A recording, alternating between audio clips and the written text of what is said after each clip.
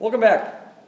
So today we're going to be talking about actually solving a quadratic equation by factoring. We're actually going to apply all this time we spent in practice on factoring to find answers for our problems.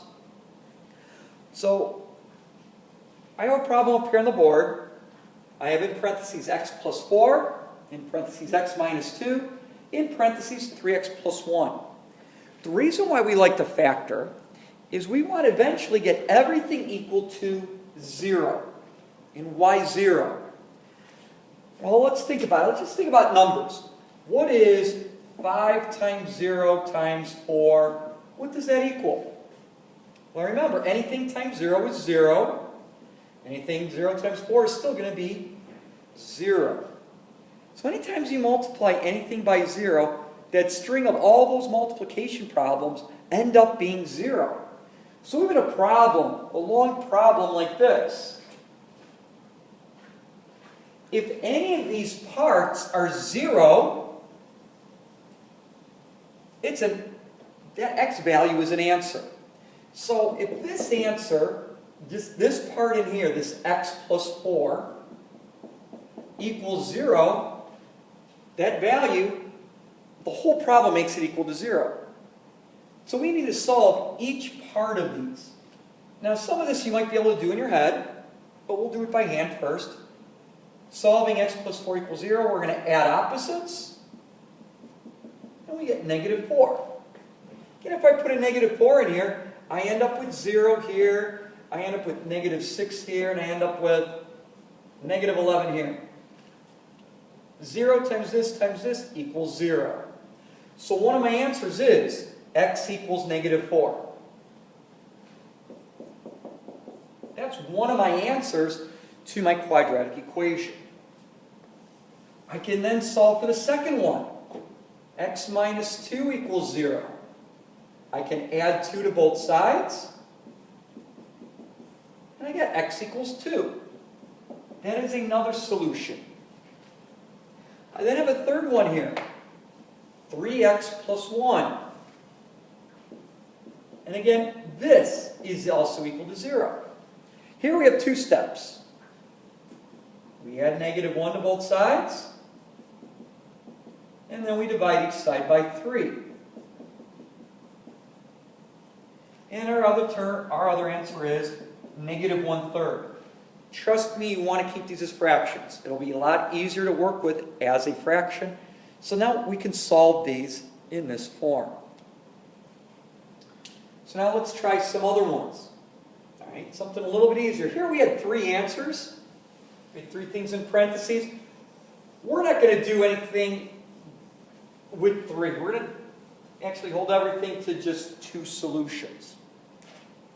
So if we have this problem, and this is number 1 in your notes, it was the quantity x minus 2 times the quantity of the x minus 4 equals 0. And remember, the key is that this has to equal 0.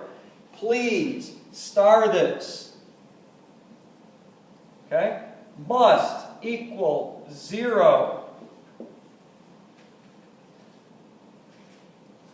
Okay? So again, what minus 2 equals 0? I'm going to add 2 to both sides, and I see x equals 2. For this one, x minus 4 equals 0. I'm going to add 4 to both sides, and I have x equals 4.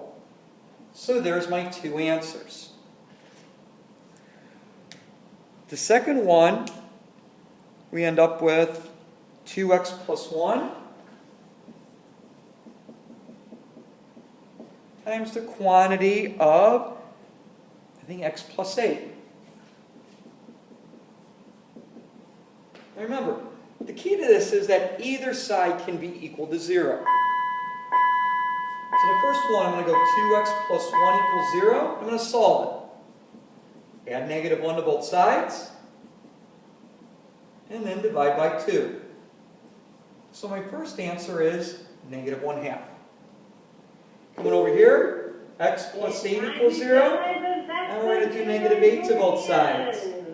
So we end up with x Just a equals reminder, negative we will 8. be dismissing by 4 So here's our two shortly. So answers. once again, we will be X equals dismissing negative by 1/2. 4. Once And the we end floor up is with dismissed, you x need to equals go negative out 8. the door and go There's our out two onto answers. the property and go outside. So let's try one more. All right, this one I want you to try on your own. It's number 3 in your notes.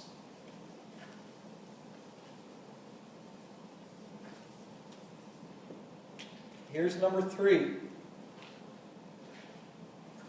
We end up with 4x minus 5 in a quantity and 3x minus 7.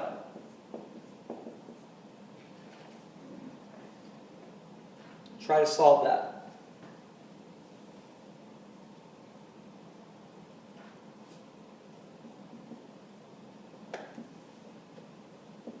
Okay?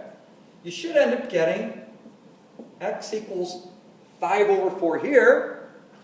And in this one, x will equal 7 over 3 here. And there's our two answers.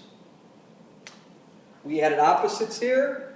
Positive 5 and positive 5. We ended up with 4x equals 5. And when we divided by 4, we end up with 5/4. We added 7 to both sides here. Divided by 3 and got 7/3. So we might be getting some different answers, but that's okay. See you next time.